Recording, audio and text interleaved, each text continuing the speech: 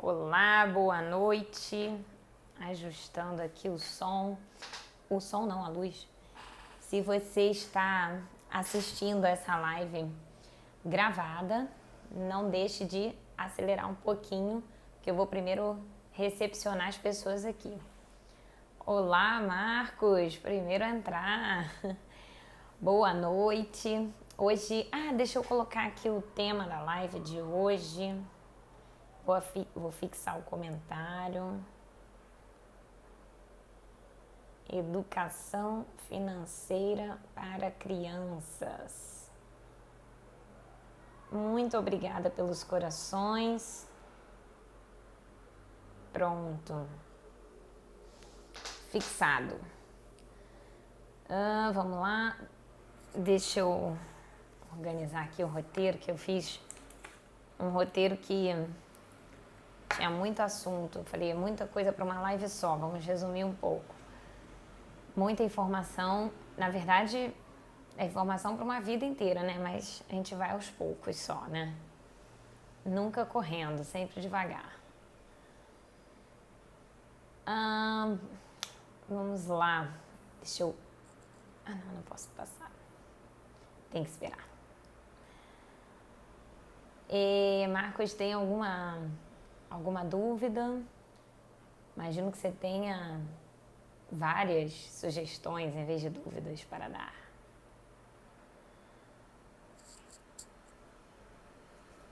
Bem, vou começar que a gente já está ao vivo.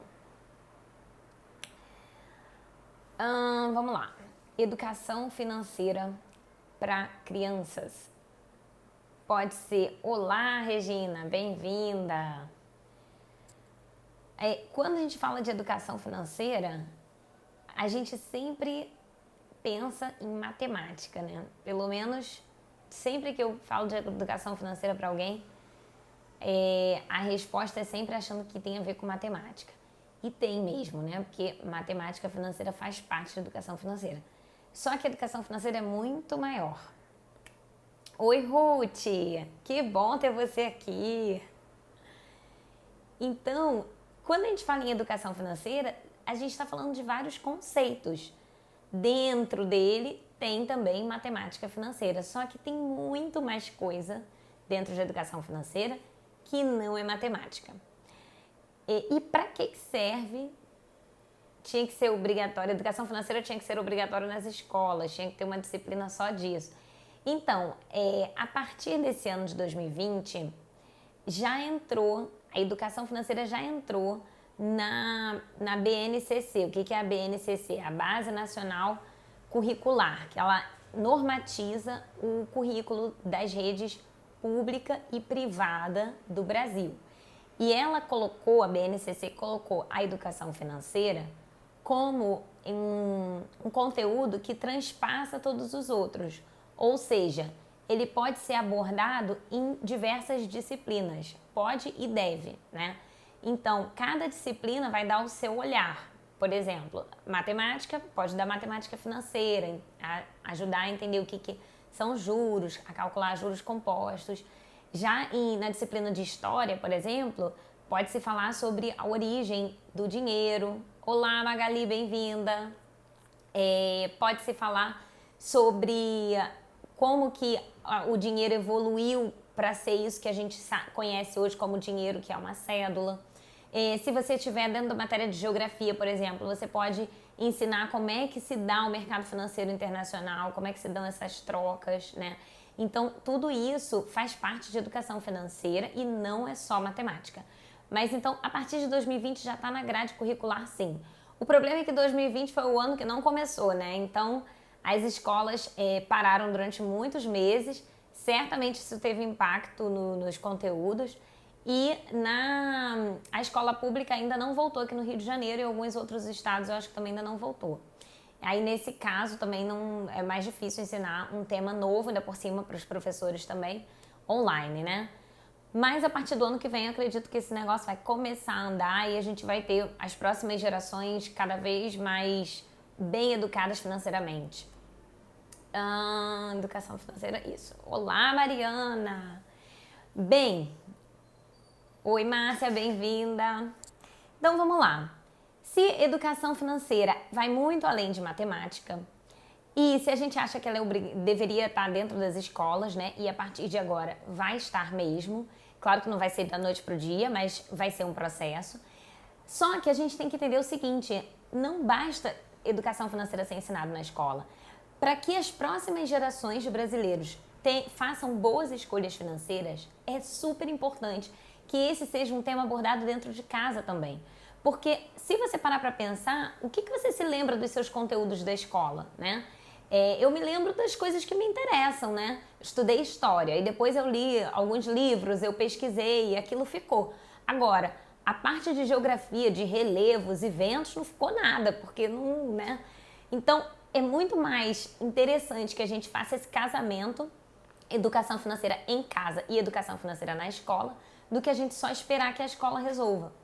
E pra gente poder passar a educação financeira para os nossos filhos, a gente precisa ter também. Mas aqui eu vou falar de algumas coisas, alguns pontos bem importantes que eu acho que a gente deve passar. E antes disso, eu só queria fazer uma observação. Eu não acredito em uma educação dentro de casa para os filhos que seja assim: senta aí todo mundo agora, hoje a gente vai falar, ó, sobre dinheiro. Vamos lá, então, ó, dinheiro é assim, dinheiro é assado, funciona assim, juros compostos. Acho que as crianças não vão dar a mínima bola desse jeito.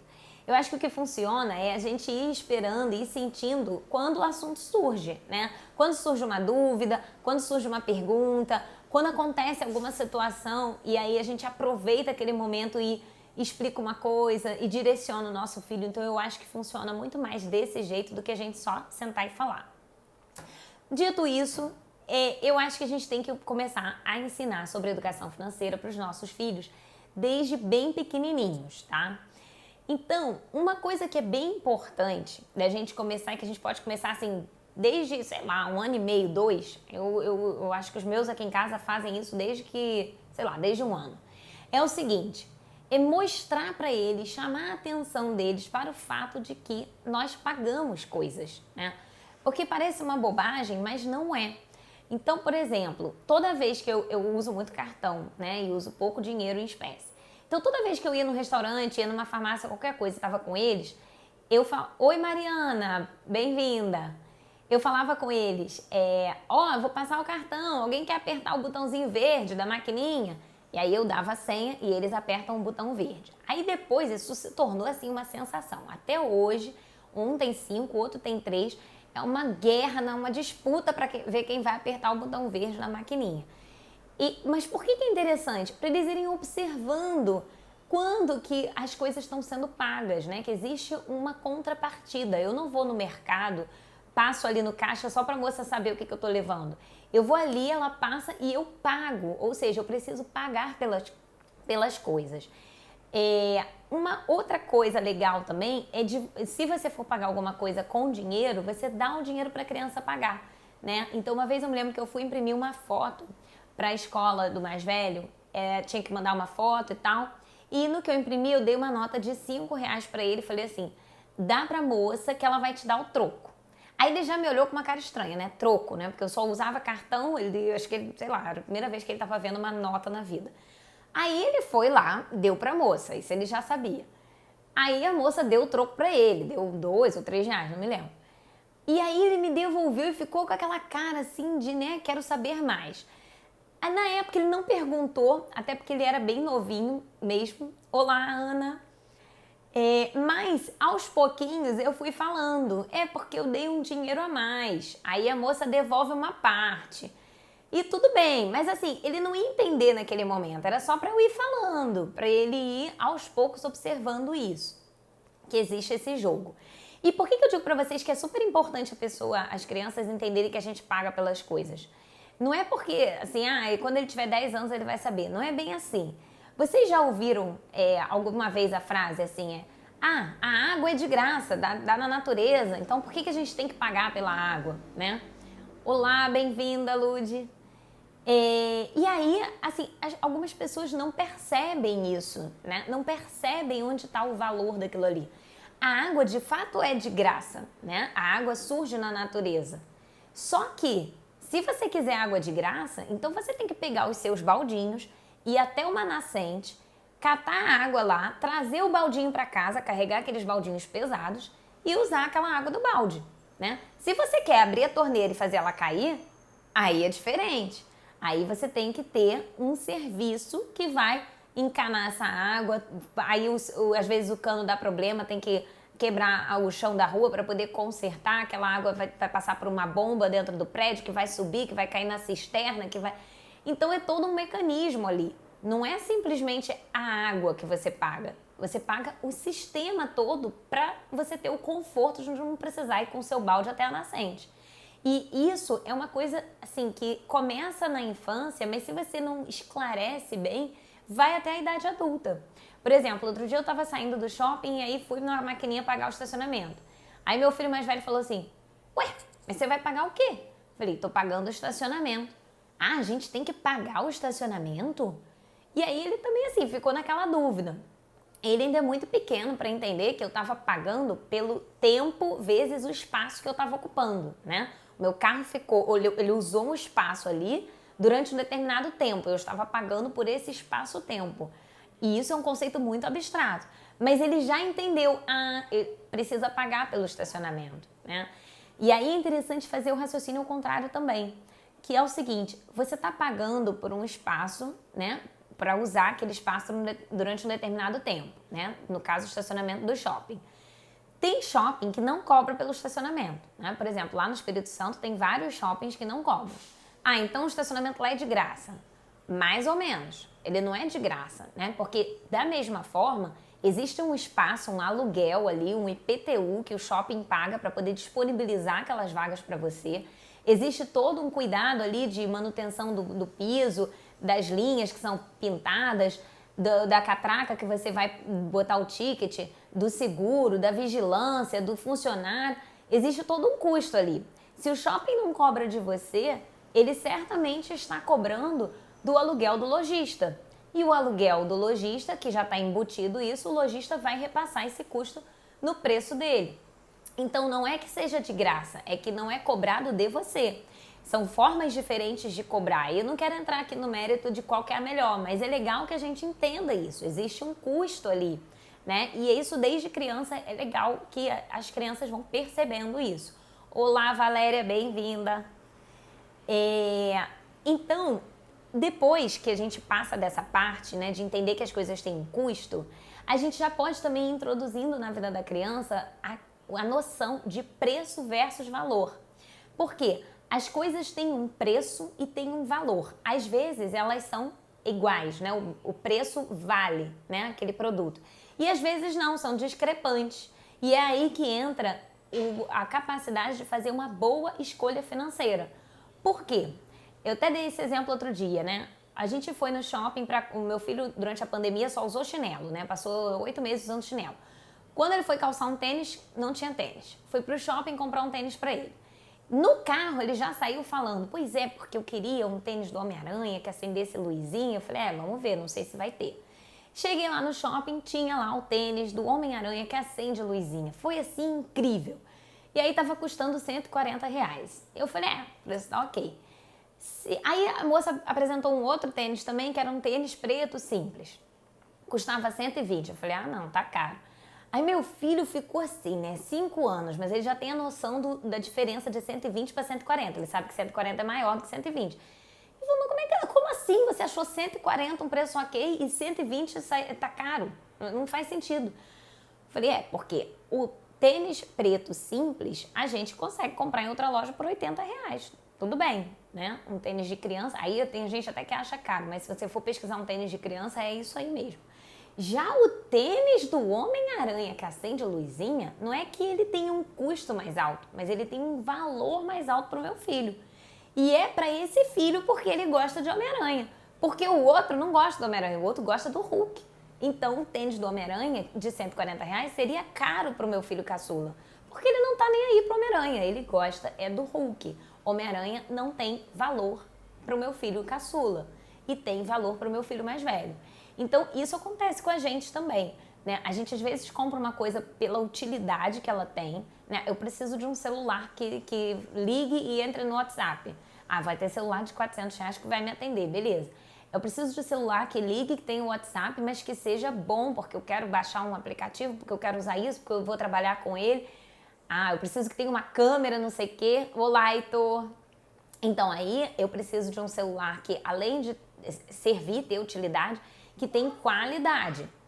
E além disso tudo, existe o valor agregado da marca, que pra gente também funciona. No caso do meu filho, a marca era o Homem-Aranha. Mas no caso da gente, existem N marcas aí que as pessoas às vezes querem pagar mais para ter acesso àquela marca, por causa do valor agregado que ela entrega. Então isso também é legal de ir mostrando aos poucos para as crianças.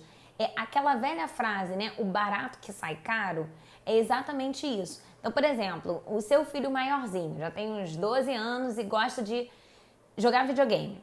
Aí você tem lá, vai comprar uma televisão para ele, e aí você tem lá uma opção de uma televisão super simplesinha e que sai bem baratinho, beleza. Aí você compra lá, instala lá. Só que ele vê muita televisão, ele gosta de jogar videogame, então ele pluga isso, pluga aquilo, faz plugin, aplicativo, conecta o controle gamer. Agora eu descobri que tem teclado gamer, mouse gamer, é tudo diferente. E aí aquela televisão em algum momento não aguenta, pifa.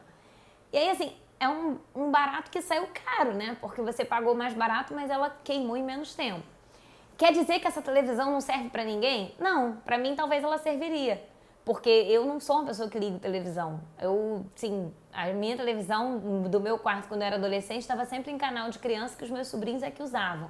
Então, assim, pra mim, se eu só quiser ter uma televisão ali pra de vez em nunca ligar e dar uma olhada, essa televisão baratinha serviria.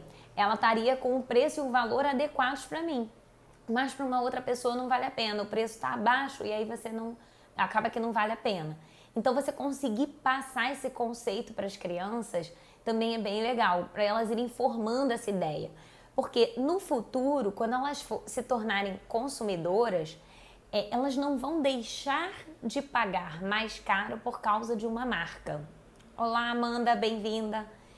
Mas é importante que elas entendam que elas estão pagando pelo valor da marca, né? Que foi exatamente o que eu expliquei para o meu filho. O tênis do Homem-Aranha é mais caro, mas vale a pena porque ele é do Homem-Aranha. Então, assim, nesse momento valia a pena. Agora, se eu tivesse no momento que eu não pudesse arcar com esse tênis, eu ia falar, olha, o do Homem-Aranha não dá, a gente vai comprar o mais barato porque nesse momento é uma escolha que eu preciso fazer. Então, assim, não tem problema você pagar a mais por uma qualidade ou por uma marca, mas é importante que você tenha consciência disso, porque aí você vai fazendo escolhas melhores para sua vida. Depois dessa parte de preço e de valor, aí a gente tem alguns conceitos que são mais específicos, assim. Primeiro, assim, é mostrar para o seu filho que o dinheiro, ele é uma moeda de troca, tá? Por quê?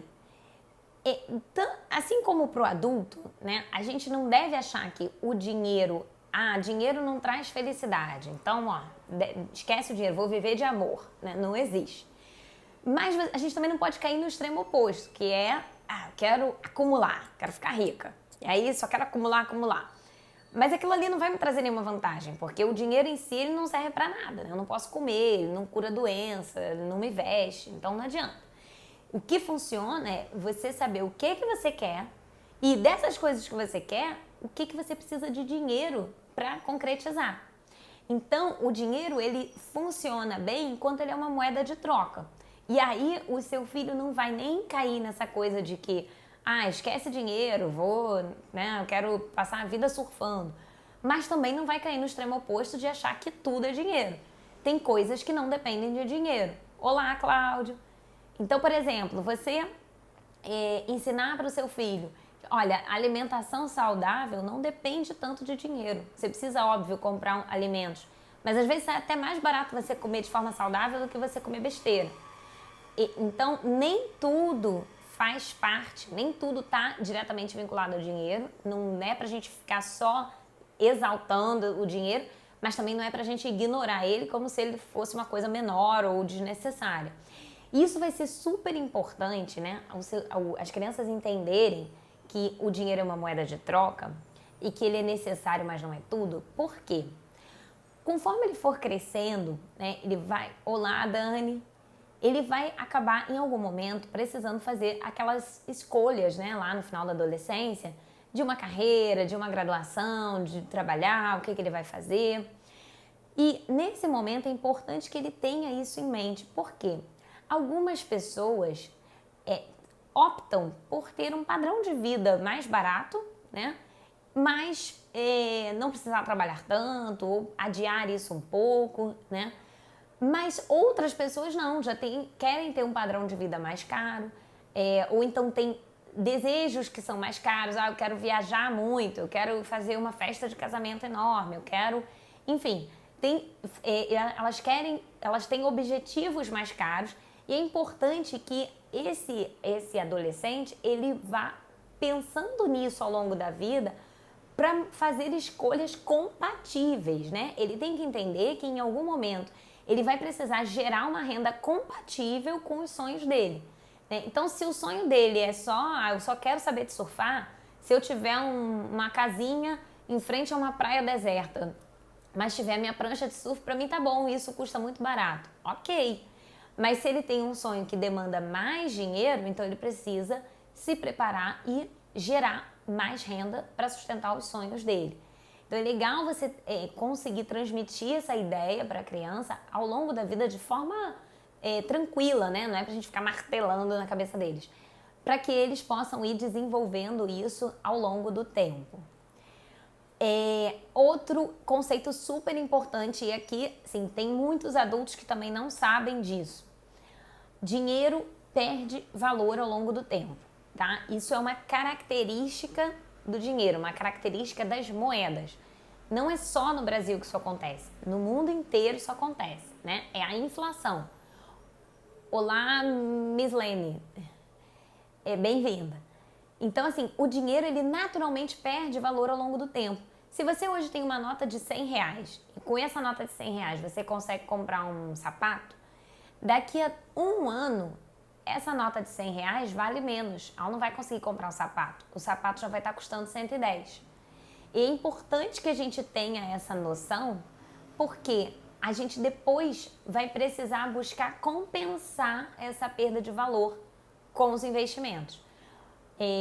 Inclusive, assim, aqui no Brasil a gente já teve períodos de hiperinflação, né? E isso é muito negativo, isso é muito ruim para a economia, para a sociedade. Então, o ideal é que essa inflação esteja controlada, como ela está nesse atual momento do Brasil. Mas também a gente não quer ter o oposto da inflação, que é a deflação. Porque quando a gente tem a deflação, muito provavelmente a gente tem uma deflação generalizada, muito provavelmente a gente tem aí uma recessão econômica, né? A gente já teve recessão econômica aqui no Brasil, na 2015, 2016, 2017, se não me engano. Isso é muito complicado também, é muito ruim para a economia, para a sociedade brasileira, né? Para as pessoas. Aqui no Brasil a gente não teve deflação, porque a gente é uma economia ainda em desenvolvimento, mas um país com deflação, ele normalmente está atravessando uma recessão. Então isso não é bom, tá? É saudável, é natural que o dinheiro sofra com a inflação, que ele perca valor ao longo do tempo. Mas a gente precisa também ter isso em mente, ter essa consciência, né? E aí o que a gente precisa fazer, tendo isso em mente? A gente tem que se programar para investir o nosso dinheiro. Porque se uma parte do dinheiro eu recebo hoje e eu gasto, uma outra parte eu guardo. Se eu só guardar ele, deixar ele na carteira, deixar ele debaixo do colchão, ele perde valor. Então eu preciso investir esse dinheiro para que ele esteja sempre rentabilizando e superando essa perda natural aí da inflação. Por isso investir é tão importante, entre outros motivos, é claro, né? E aí, aqui entra um outro ponto que é bem legal de mostrar, que é sobre cofre, né? Para as crianças pequenas. Na verdade, eu tenho até outro aqui, que eu vou mostrar para vocês, para mostrar a diferença. Tem esse cofrinho aqui em casa, é um cofrinho do Mickey normal, né? Cofre é muito legal para criança, por quê? Porque ela vai começando a entender isso. Ela recebeu um dinheiro hoje. Aí hoje você quer comprar uma pipoca. Beleza, você compra uma pipoca. E a outra parte do dinheiro? A outra parte você quer comprar uma coisa maior, então você guarda, né? Ela vai começando a entender que algumas coisas, normalmente menores, ela pode comprar de uma vez e algumas coisas normalmente mais caras, ela precisa acumular dinheiro para comprar lá na frente. E ela começa a trabalhar exatamente esse jogo, né, entre o presente e o futuro. Eu quero gastar hoje, mas eu também vou querer gastar com uma coisa maior no futuro. Então, eu quero comprar uma pipoca, beleza, eu gasto o dinheiro de agora. Agora eu quero comprar um livro todo colorido. Tá, esse livro custa R$ 80, então com a sua mesada não vai dar, ou com o dinheiro que você recebeu. Então você vai guardar uma parte aqui esse mês, no mês que vem você vai guardar mais uma parte, e assim sucessivamente, até que você possa acumular esses R$ 80 aí, e aí você vai lá e compra aquilo que você quer. E aí eu vi outro dia, há uns meses atrás, uma dica de cofrinho que eu achei muito interessante. Eu implementei aqui em casa e funcionou, então eu acho que vale a pena.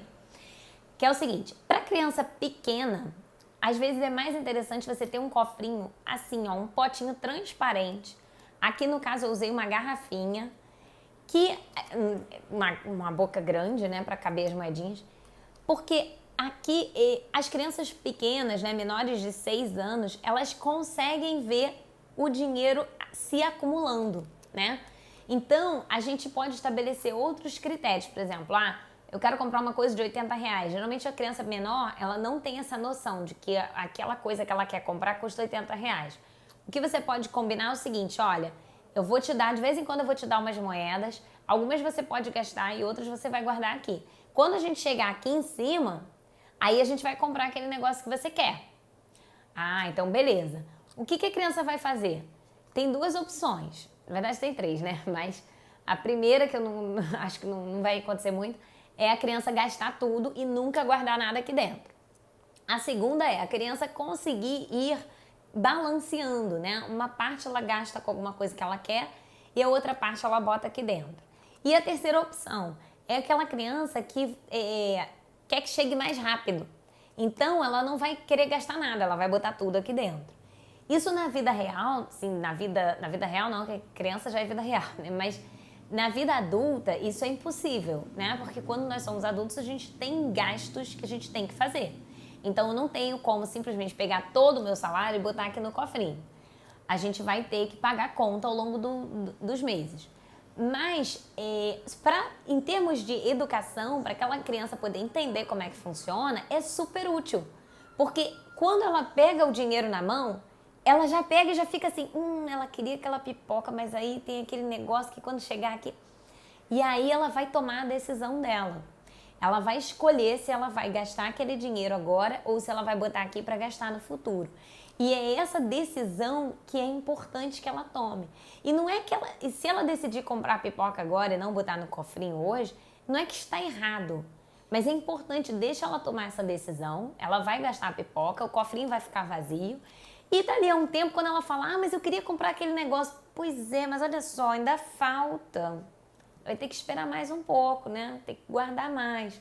Ela vai enfrentar aquela consequência, né? Mas de uma forma tranquila, entendendo como é que funciona. E aos poucos ela vai trabalhando essa noção de que se ela poupar hoje, ela vai ter no futuro. Se ela não poupar hoje, ela não vai ter no futuro. E isso aqui é um dos conceitos assim, mais importantes de educação financeira, não só para criança, mas como um todo. Inclusive tem alguns trabalhos, tem até um trabalho lá do Marshmallow, que é bem famoso, que é sobre isso, com crianças também. E eu acho que é muito útil. Então, o cofrinho transparente funciona bem quando eles são pequenos.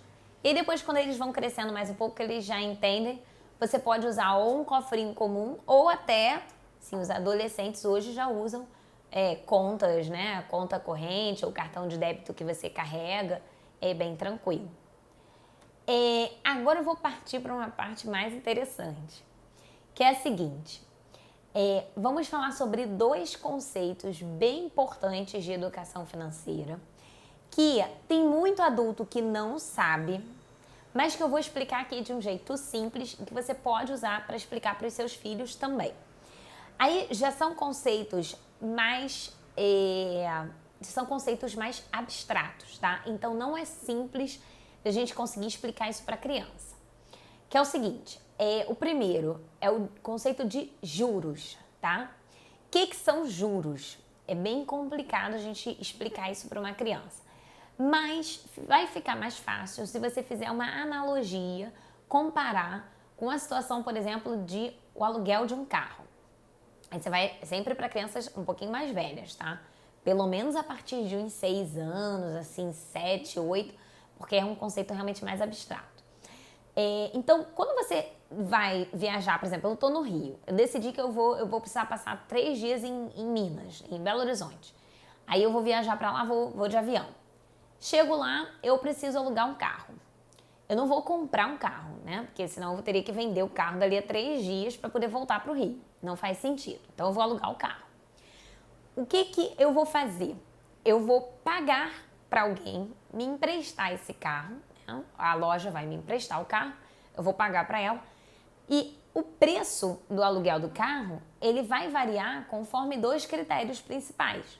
O primeiro é o tempo que eu vou ficar com aquele carro, né? Se eu for alugar por 3 dias é uma coisa, se eu for alugar por 10 dias é outro preço. E também pelo perfil daquele carro. Se é um carro mais simples, vai sair mais barato. Se for um carro com mais acessórios ou com mais potência, vai sair mais caro, né? Então, você pagou para aquela loja emprestar o carro para você. É o preço do aluguel do carro. Os juros, eles são o preço do dinheiro. Como é que funciona?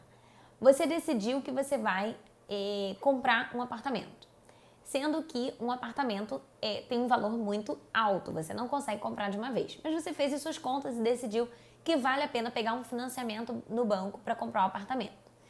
E aí, o que você vai fazer? Você vai pegar esse dinheiro emprestado do banco, né? O banco vai te emprestar o dinheiro. Você vai pegar o dinheiro e vai usar, né? Vai dar para o dono do apartamento para poder comprar. O dinheiro vai ficar com você e você então vai pagar ao banco um preço para ficar com esse dinheiro, né? Além de devolver o dinheiro para o banco depois de um certo tempo, você ainda tem que pagar um preço que é os juros. Ou seja, o banco te aluga o dinheiro dele para que você possa usar durante um período e depois você devolve. E da mesma forma, existem 2 critérios principais que vão fazer esse preço ficar mais barato ou mais caro. Que é o seguinte, se você pega um empréstimo e combina com o banco que você vai pagar em 2 anos, vai sair mais barato, né? Se você pega um empréstimo e combina com o banco que vai pagar ao longo de 20 anos, vai sair mais caro, né? O aluguel, os juros vão ser mais altos. Agora, se você... o outro critério é o seguinte, se você pega dinheiro emprestado com o banco e você é um cliente ótimo que sempre pagou todas as dívidas em dia, nunca teve nenhum tipo de problema, tem alguns investimentos no banco, esses juros vão ser mais baratos, o preço vai ser mais barato, porque você é um cliente mais simples, né, digamos assim. Agora, se você é um cliente que já ficou devendo outras vezes para o banco, ou então às vezes você não está devendo para aquele banco, mas você tem um nome sujo com uma outra empresa, o banco pode até te emprestar esse dinheiro, mas ele vai cobrar uns juros mais altos, né? Porque você é um cliente de maior risco, é um cliente mais complexo. Então ele cobra um preço mais caro para te alugar o dinheiro dele. Então esse é o conceito de juros e que fazendo esse tipo de comparação fica muito mais fácil da criança entender. E aí também fica mais fácil dele entender o oposto, né? Oi, Lara, bem-vinda! Fica mais fácil ele entender o oposto, que é quando ele é o investidor, ele é como se fosse o banco, é ele que está emprestando o dinheiro. Então, ele tem o direito de receber uma remuneração por isso, né? Ele está alugando o dinheiro dele para outra pessoa e ele vai receber os juros porque ele alugou o dinheiro dele. E aí você já começa a entrar mais a fundo na questão do investimento em si, o que é super importante as crianças não tão pequenas, né, já maiorzinhos, conseguirem ir entendendo essa ideia do investimento e do preço do dinheiro. Aí agora a gente vai entrar um outro conceito que os adultos também, muitos adultos não entendem, que eu vou explicar de um jeito bem concreto, vou usar Lego para explicar, para facilitar a compreensão de todo mundo, que eu acho que isso é um conceito super importante quando a gente pensa no longo prazo, tá? Que é o seguinte, os juros compostos. O que são juros compostos? Na prática, assim, quer dizer, na teoria, juros compostos é o rendimento que incide em cima do rendimento também, tá? Então, você tem um principal é o dinheiro que você aplica do seu bolso, tá? No caso aqui do meu exemplo, ó, o Lego amarelo é o principal, tá? Então, digamos que aqui tem R$1.000, tá? R$1.000 é o principal, o dinheiro que eu tirei do meu bolso e botei no investimento, tá? O que são juros compostos? Eu escolhi um investimento que rende 10% ao ano, tá? Peguei aqui meus R$1.000 e investi R$1.000 nesse investimento. Ele rende 10% ao ano e é juros compostos. Então, daqui a 12 meses, esses R$10.000 vão ter rendido R$100, tá? Então, tá aqui. Os juros são o azulzinho. Então, eu tinha R$1.000, agora eu tenho 1.100, tá? Aí, dali a mais 12 meses, ele vai render 10% de novo, né? Eu contratei um investimento 10% ao ano. Sendo que ele não vai render 10% em cima do principal, ele não vai render R$100. Ele rende juros sobre juros, então ele vai render 10% em cima de 1.100. O que vai dar R$110, tá? Então, se você reparar, ó, no primeiro ano você rendeu 100. No segundo ano você rendeu 110. São juros compostos, porque os juros incidem em cima do rendimento também, tá? Não é só em cima do principal. Se fosse um investimento de juros simples, o que ia acontecer? Ele ia render R$100 no primeiro mês, no primeiro ano, e depois mais R$100 de novo. Mas não é, são juros compostos. Então ele vai render, não consegui destacar aqui para mostrar de novo, mas acho que ficou claro. Ele vai render R$110 no segundo ano. Os juros compostos, eles são uma ferramenta muito interessante e, assim, é muito positivo para o investidor. Por quê? No início, ele é pequenininho, né? Você pega uma curva de um investimento 10% ao ano, por exemplo. Ele começa ali os primeiros anos, ó, devagarzinho, até que ele engrena e aí ele sobe. E aí os juros compostos, no longo prazo, eles começam a representar uma fatia grande do seu dinheiro aplicado lá. O que acontece muitas vezes é que um dinheiro qualquer valor, a uma taxa de juros compostas, no início o peso principal é o principal, né? Que é o valor que você colocou. Só que se você deixa esse dinheiro aplicado por 10, 15, 20, 30 anos, no final desse prazo todo, o peso dos juros já é maior, às vezes é igual ou até maior do que o principal, ou seja, o seu dinheiro às vezes dobrou de valor só por causa dos juros. Então, é uma ferramenta muito interessante quando você é o investidor, que o seu dinheiro está se multiplicando para você, é muito boa. Agora, o contrário também acontece. Se você é o tomador do empréstimo, né, você pegou o empréstimo, os juros compostos no longo prazo, eles também fazem esse efeito inverso, né? Você acaba tendo que pagar muito de juros e pouco do principal, que é o que de fato você pegou emprestado. Então, é legal, muito importante a gente entender como é que funciona para poder usar ao nosso favor. Não quer dizer que você não deve pegar empréstimo, tá? Isso é legal de explicar para as crianças também. Não é que você não possa pegar empréstimo, que pegar empréstimo é errado, de jeito nenhum. Você tem algumas situações em que vale a pena você pegar um empréstimo, né? Por exemplo, você quer abrir um negócio que você tem certeza, você fez um estudo de mercado, você já viu que, poxa, tem tudo para dar certo. Você vai pegar um empréstimo para poder investir no seu negócio, dali a um tempo ele vai estar gerando renda para você. Vale muito a pena, né? Melhor você pegar o empréstimo e poder botar o seu negócio para funcionar do que você não pegar emprestado e também não fazer o negócio, né? Não criar um negócio. Então, vale muito a pena. Existem outras situações também em que vale a pena a gente pegar um empréstimo. Não é que seja negativo, mas é que é importante a gente ter toda essa consciência do que é educação financeira, desses conceitos todos, para que a gente possa entender qual que é o momento que faz sentido pegar o empréstimo e qual que é o momento que não faz. E para a gente entender também quais são os riscos e os custos disso, né? Você tá pegando um empréstimo a juros compostos. Então, assim, fica ligado que você vai pagar bastante de juros.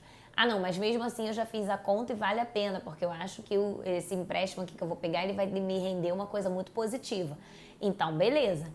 Mas é importante que você entenda que existe esse custo por trás.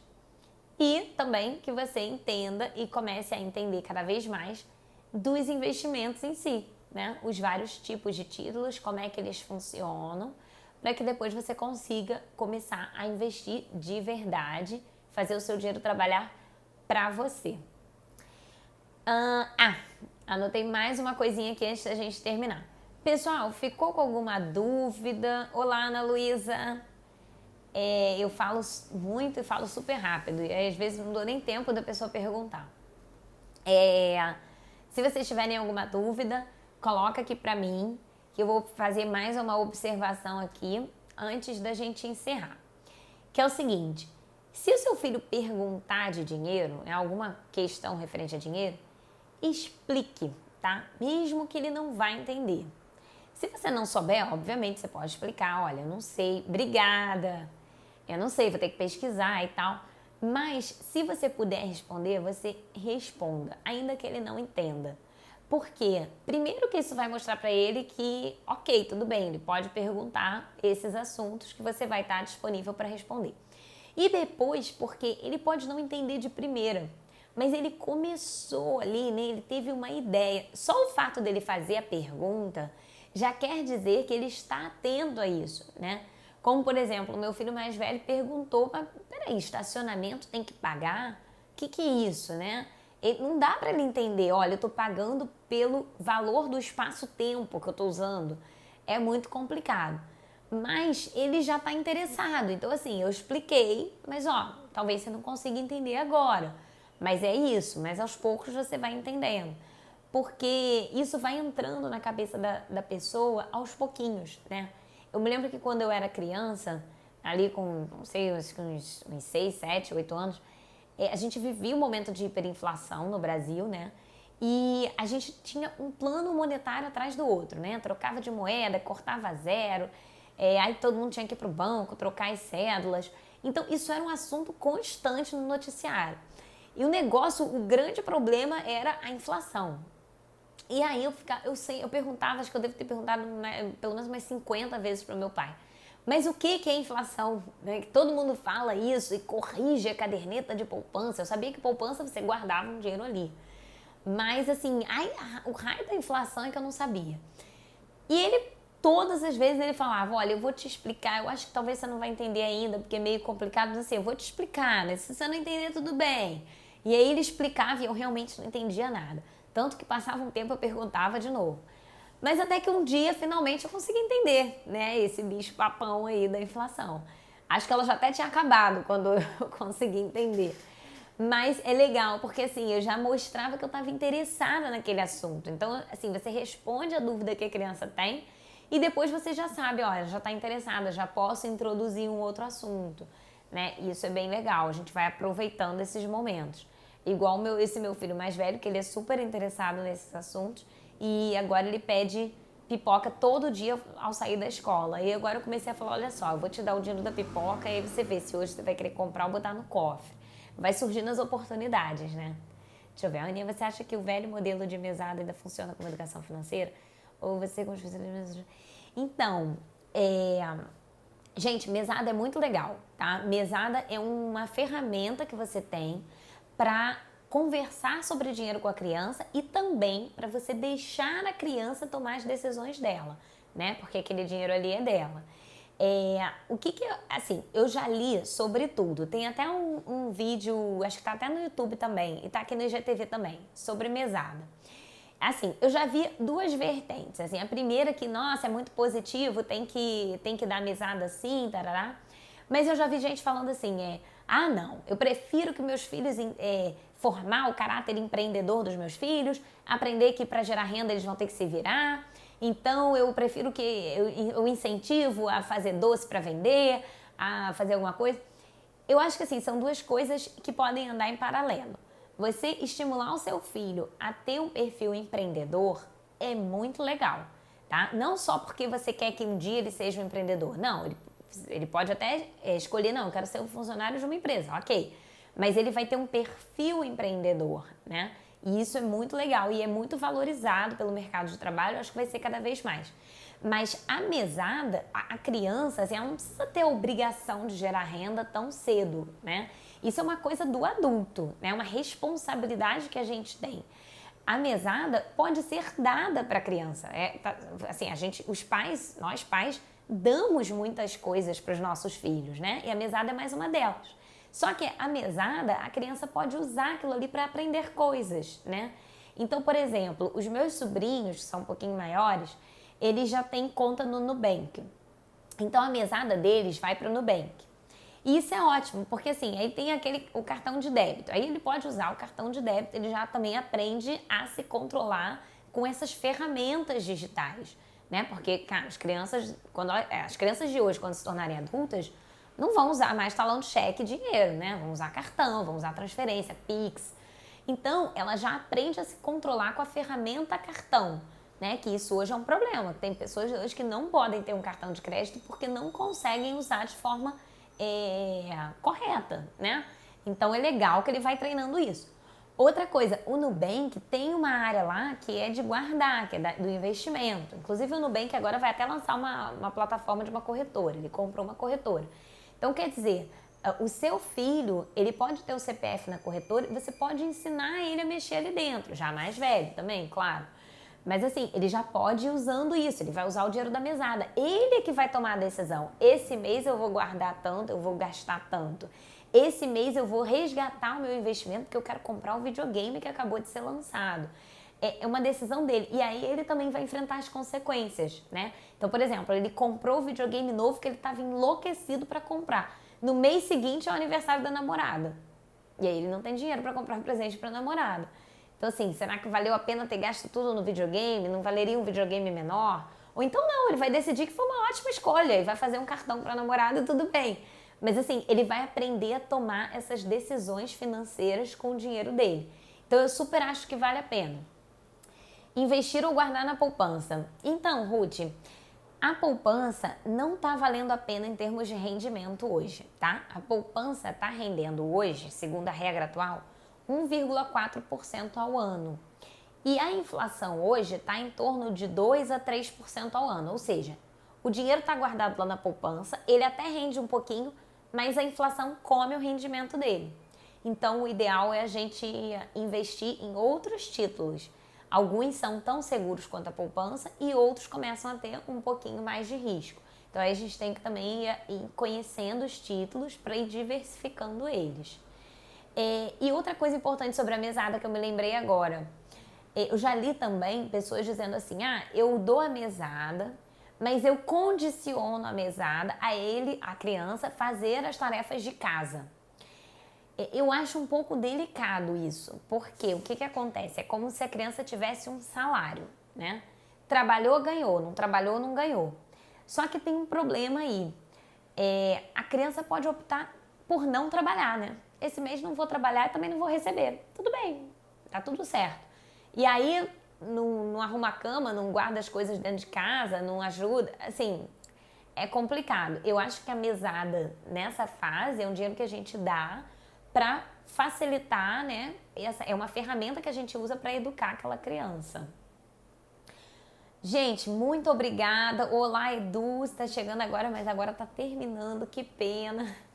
Mas foi bom que você veio. Gente, então eu agradeço muito a participação de todos vocês. Obrigada especialmente quem mandou as perguntas aí, que sempre são muito importantes para mim. Vocês querendo, a gente pode marcar um outro dia de uma nova live de educação financeira. E essa live vai ficar gravada aqui no IGTV e vai lá para o YouTube também. Aliás, se vocês gostam de conteúdo sobre finanças em vídeos, por favor, vão lá no meu YouTube e se inscrevam no canal, porque tem sempre vídeo novo. E eu já estou começando a gravar vídeos exclusivos para o YouTube, tá? Porque até então, como eu comecei o canal agora, ele ainda é um canal bem pequenininho, e ele tem os vídeos que estão aqui no IGTV. Mas daqui a pouco vai começar a ter vídeos exclusivos lá para o YouTube também. Então vai ser bem legal. Gente, muito obrigada pela participação de vocês. E se tiverem dúvidas, por favor, me mandem aqui no Instagram, me mandem no WhatsApp, por onde vocês quiserem, no LinkedIn, que a gente vai se falar. Obrigada, boa noite para todos vocês. Obrigada, Regina. Obrigada, Lara. Beijo.